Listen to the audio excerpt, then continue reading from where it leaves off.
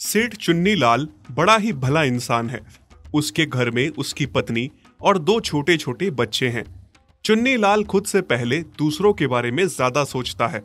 उसकी एक बहुत बड़ी कपड़े की दुकान है जहाँ पे उसने जरूरतमंद कर्मचारियों को काम पे रखा होता है।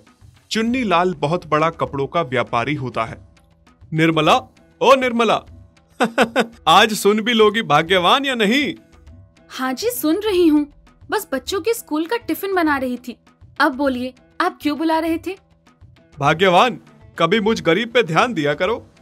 आज आप मजाक ही करते रहेंगे मेरे साथ या फिर काम की बात भी करेंगे? वो मैं कह रहा था, मेरे लिए भी टिफिन पैक कर दो। और हाँ निर्मला, 2 रोटी ज्यादा बना देना। जब मैं दुकान जाता हूँ उसी समय मुझे हर रोज एक बहुत भली गाय मिलती है जो मेरा रास्ता रोक के मेरे हाथ चाटने लगती है और मुझे प्यार देती है, जैसे उसके साथ मेरे पिछले जन्म का कोई रिश्ता हो। आप जैसे भले इंसान के साथ तो सभी का जैसे पिछले जन्म का रिश्ता है। और आप अच्छे हो ना, तभी सभी आपके पास आते हैं प्यार जताने, चाहे वो इंसान हो या जानवर। तभी तो मुझे आप पे इतना गर्व होता है कि मेरे पति इतने अच्छे हैं, खुद से पहले दूसरों का सोचते हैं। चुन्नीलाल हर रोज उस गाय के लिए खाना ले जाता। जैसे ही उसे खाना देता वो उसे चाटने लगती और प्यार करती। लो, खा लो रोटी, कितनी प्यारी गाय हो तुम। अब तो मुझे भी तुम्हारी आदत हो गई है। जब तक तुम मुझे रोज नहीं मिलती हो, तुम्हें रोटी ना खिलाए मुझे तो सुकून ही नहीं मिलता। हर रोज दुकान आते जाते चुन्नीलाल गाय को खाना खिलाता। फिर एक दिन की बात है, सेठ जैसे ही दुकान पहुंचता है तभी उसका एक काम करने वाला कर्मचारी बताता है, सेठ जी, मुझे आपसे जरूरी बात करनी है। हाँ मंगलू, बोलो क्या बात करनी है? सेठ जी, आप बड़े दिनों से दुकान पे अच्छे से ध्यान नहीं दे रहे हैं। दुकान अच्छी नहीं चल रही है। जो हमारी दुकान के सामने नई कपड़ों की दुकान खुली है उसने हमारे काम को ठप कर दिया है। सभी ग्राहक उसी व्यापारी के पास जा रहे हैं। हमारी दुकान पे कोई नहीं आ रहा। दिन में 1 पैसा भी मुनाफा नहीं हो रहा। क्या? पर ये कब हुआ? आखिर तुम लोगों ने मुझे इस बारे में बताया क्यों नहीं? सेठ जी, आप कुछ दिनों से जो यात्रा पे थे, आपको चिंता हो जाती, इसीलिए हमने आपको नहीं बताया। क्या करूं मैं? मेरा सारा कारोबार ही कपड़ों के धंधे पे खड़ा है। अगर ये बंद हो गया तो मैं क्या करूंगा? क्या हुआ जी? आप क्या सोच रहे हैं? हाथ में कब से निवाला ले रखा है, खा क्यों नहीं रहे? किसी वजह से परेशान है क्या? नहीं नहीं निर्मला, कोई परेशानी नहीं है। अगले दिन सेठ चिंता में दुकान जा रहा था। तभी वो गाय चुन्नीलाल के पास रोटी के लिए आती है। अरे तुम, लाया हूं मैं तुम्हारे लिए रोटी, लाया हूं। सब कुछ भूल सकता हूं, तुम्हारे लिए रोटी लाना नहीं भूल सकता। लो, खा लो। चुन्नी अपने दिल की बातें उस गौ माता से हमेशा किया करता था। तुम भी देखती होगी गौ माता, मैं इतना परेशान क्यों हूँ। मेरा धंधा कुछ दिनों से अच्छा नहीं चल रहा। थोड़े दिनों में जब सब ठीक हो जाएगा फिर मेरी परेशानी भी दूर हो जाएगी। पर तुम्हें तो मैं कभी नहीं भूल सकता। जितनी भी परेशानी हो, मैं तुम्हारे लिए खाना लाना कभी नहीं भूल सकता। गौ माता जैसे चुन्नी की सारी बातें समझ रही थी। वो उसकी तरफ देखती है और उसे चाटने लगती है। हाँ हाँ, कितना चाटोगी? अब मुझे कितना प्यार करोगी? बस भी करो। चुन्नीलाल बहुत कोशिश करता है अपने व्यापार को संभालने की, पर देखते ही देखते उसके हाथ से सारा कारोबार निकल जाता है। सामने वाला जो नया कपड़े का व्यापारी था, ना जाने उसने क्या करके चुन्नीलाल के कारोबार को ठप करवा दिया था। इस बात से सेठ बहुत परेशान हो जाता है और भगवान से बातें करता है। भगवान, मैंने ऐसी कौन सी गलती कर दी? मैं तो हमेशा कोशिश करता हूँ मेरे हाथ से अच्छा ही हो, फिर ये किस बात की सजा दी है आपने मुझे? अब मेरे परिवार और अपने छोटे छोटे बच्चों को कैसे पालूंगा मैं? शायद इसमें भी आपकी कोई इच्छा होगी। सेठ अपने दुकान में काम करने वाले सारे कर्मचारियों को एक साथ इकट्ठा होने को बोलता है। सेठ जी, आपने हमें बुलाया? हाँ, तुम सबको मैंने यहाँ इसलिए बुलाया है क्योंकि मेरा व्यापार बिल्कुल बंद हो गया है। सालों से चल रही मेरी दुकान बंद हो जाएगी। कल तुम सारे आखिरी बार दुकान आना और अपनी अपनी तनख्वाह ले जाना। नहीं सेठ जी, हम यहाँ बस तनख्वाह के लिए ही काम नहीं करते हैं। हमें आपसे दिल से हमदर्दी है। आपने हम गरीबों की गरीबी देख के उस समय हमें नौकरी पे रखा था। वरना हम जैसे को कौन काम देता। हमें तनख्वाह नहीं चाहिए मालिक। हाँ मालिक, मोहन सही कह रहा है, हमें तनख्वाह नहीं चाहिए। आपकी इतनी मुश्किल घड़ी चल रही है और हम आपसे तनख्वाह कैसे ले सकते हैं। इस तरह से सेठ परेशान होकर घर आने लगता है और तभी उसे गाय मिलती है। अरे गौ माता, मैं लाया हूँ तुम्हारे लिए रोटी, लो रोटी खा लो। गौ माता, मैं कल से तुम्हें नहीं मिलूंगा, मेरा व्यापार बंद हो गया है। बस कल अपनी दुकान हमेशा हमेशा के लिए बंद करने आ रहा हूँ। उसके बाद पता नहीं मैं यहाँ आऊंगा भी या नहीं, और तुम मुझे मिलोगी भी या नहीं। सेठ के मुंह से ये बातें सुन के गौ माता के आंसू निकल जाते हैं। वो फूट फूट के रोने लगती है। सेठ को जाता देख उसे बहुत दुख होता है। उसी समय सेठ के सामने वाला दुकानदार मिलता है और वो सेठ को बहुत बातें सुनाता है। क्या सेठ चुन्नीलाल, इतना उदास क्यों हो रहे हो? नहीं नहीं, मैं उदास नहीं हूँ। उदासी तुम्हारे मुंह पे साफ साफ दिख रही है। देखो भाई, सीधी बात है, व्यापार तुम्हारे बस की बात नहीं है। अगर तुम्हें व्यापार करना सीखना है तो मेरे पास आना, मैं सिखा दूंगा। मुझे किसी से कुछ सीखने की कोई जरूरत नहीं है। आज तुम्हारा समय है, कल मेरा होगा, और अगर तुम्हारा समय अच्छा चल रहा है तो अच्छी बात है। बस मेरे भाई, समय का खेल है। ये कह के सेठ वहां से निकल जाता है। हाँ हाँ, घुटनों पे लाकर खड़ा कर दिया है मैंने, पर इसकी अकड़ अब भी नहीं गई। हाँ। पीछे खड़ी गौ माता सेठ चुन्नीलाल और दुकानदार की सारी बातें सुन लेती है और सेठ के लिए बहुत दुखी होती है। सेठ जब घर पहुंचता है तो अपनी पत्नी को सारी बात सुनाता है। निर्मला, अब हम बहुत गरीब हो गए हैं, कल हमारी दुकान बंद हो जाएगी। अब मैं किसी की मदद नहीं कर पाऊंगा और ना तुम्हें और बच्चों को पहले जैसी जिंदगी दे पाऊंगा। आप क्यों चिंता करते हो जी, सब ठीक होगा, ऐसे हिम्मत ना हारे आप। अगले दिन सुबह जैसे ही सेठ दुकान पर पहुंचता है, अब वो कर्मचारियों को उनकी तनख्वाह दे के दुकान को हमेशा हमेशा के लिए बंद करने वाला था कि तभी वो गौ माता दुकान का दरवाजा खोल के अंदर आ जाती है और दुकान में आके उसकी गद्दी पे बैठ जाती है जिस पे सेठ बैठता था। ये देख के सारे हैरान रह जाते हैं। गौ माता, तुम यहाँ? तभी थोड़ी देर में वहां ग्राहकों की लाइन लग जाती है। सामने वाली दुकान के ग्राहक भी मुड़ मुड़ के सेठ चुन्नीलाल की दुकान पे आ जाते हैं और देखते ही देखते सेठ की हजारों लाखों की कमाई होने लगती है। ये सब देख के सेठ और कर्मचारी हैरान रह जाते हैं कि इतने दिनों से बंद पड़ा व्यापार झट से चल पड़ा, और वो भी लाखों में। सेठ जी, ये तो कोई चमत्कार हो गया। हाँ मोहन, मैं भी वही देख रहा हूँ। अब मुझे समझ में आ रहा है कि ये गाय कोई मामूली गाय नहीं, बल्कि साक्षात किसी देवी का अवतार है। फिर यह सिलसिला रोज का चलने लगा। गौ माता रोज दुकान पे आती और थोड़ी देर सेठ की गद्दी पे बैठती, किसी देवी के रूप में सेठ को दर्शन देके जाती, जिस वजह से रोज सेठ की लाखों की कमाई होती। फिर सामने वाली दुकानदार की दुकान पे कोई ग्राहक ना जाने की वजह से उनका काम बंद हो गया और दुकानदार अब चुन्नीलाल की होती खूब कमाई को देखता रहता। अब सेठ और उसकी पत्नी रोज गौ माता की पूजा करते और उन्हें खाना खिलाते। देखा जी, मैं ना कहती थी सब ठीक होगा। आप हैं ही इतने भले, आपके साथ कैसे बुरा हो सकता है। हाँ निर्मला, तुम सही कह रही हो। ये सब इन गौ माता की वजह से ही हुआ है। ये कोई मामूली गाय नहीं, बल्कि किसी देवी का रूप है। एक जंगल में दो गायें रहती थीं, सोना और सुनहरी। दोनों बहनें थीं। सोना बहुत ही भली और शरीफ गाय थी, वहीं दूसरी तरफ सुनहरी, उसे अपने रूप और रंग पे बड़ा ही घमंड था और वो अपने आप को बहुत ही चतुर समझती थी। हमेशा अपने रूप रंग का फायदा उठा के जंगल के बाकी जानवरों से अपना काम निकलवाती थी। सबके साथ उसने अपनी बहन सोनी को भी तंग करके रखा था।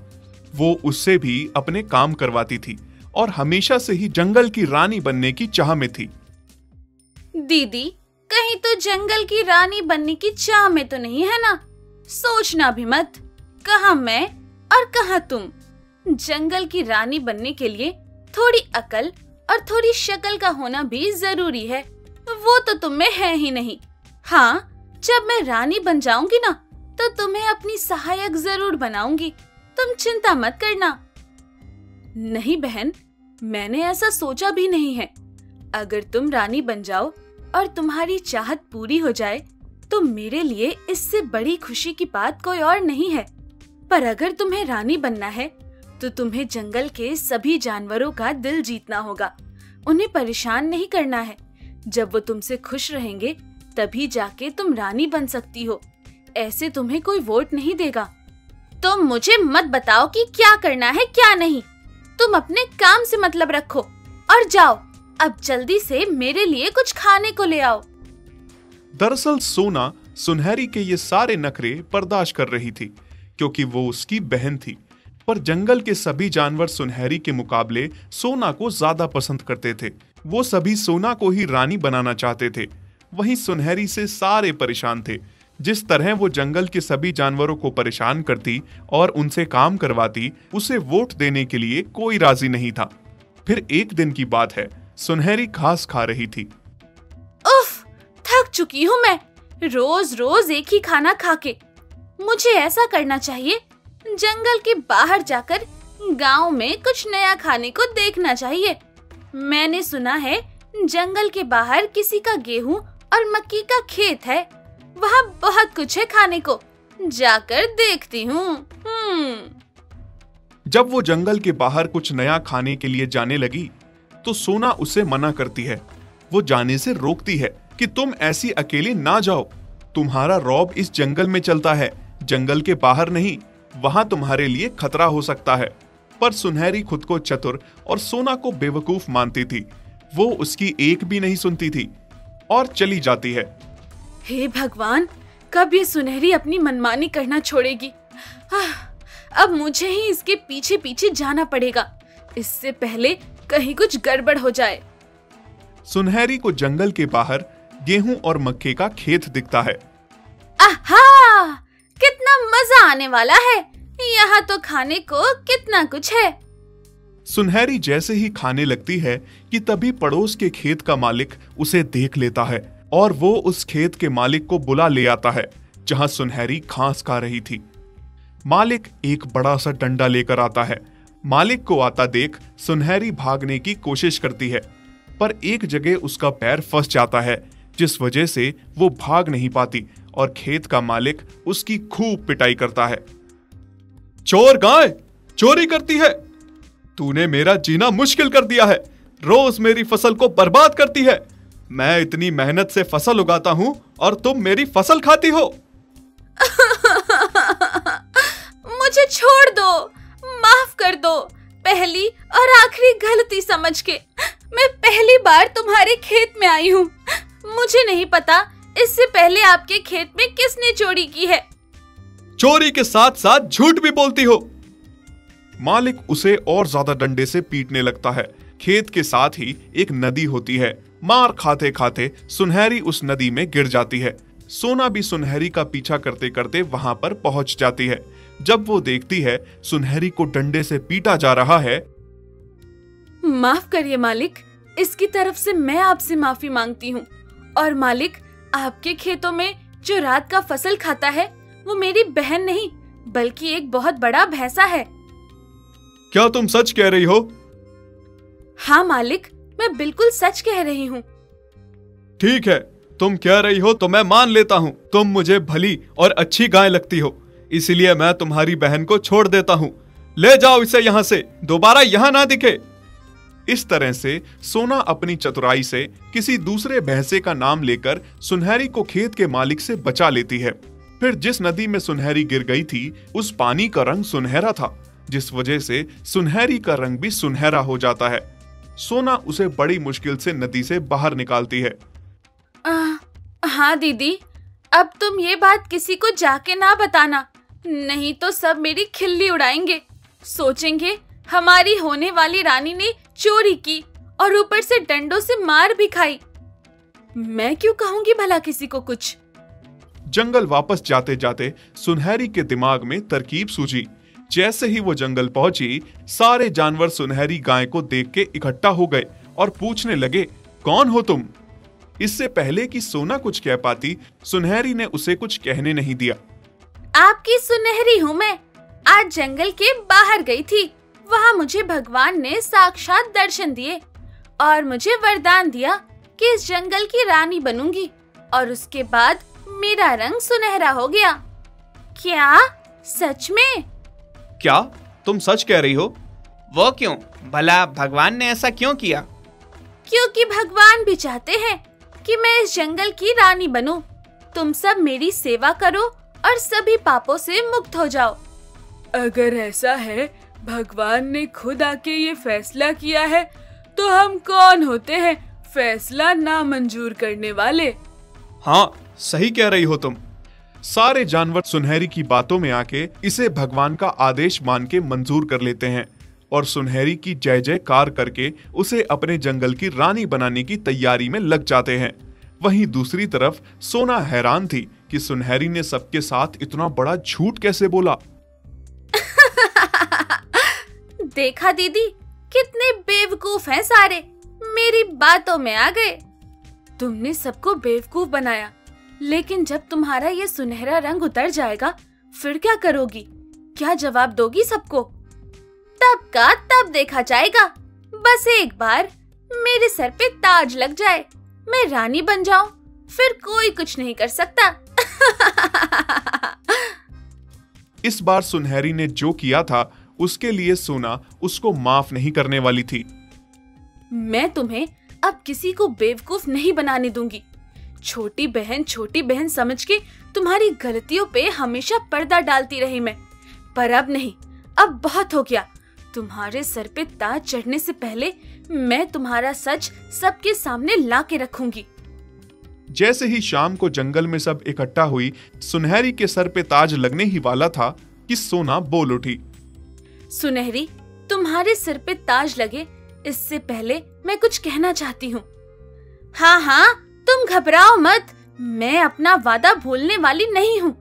कहा था जब मैं रानी बनूंगी तो तुम्हें अपनी सहायक बनाऊंगी।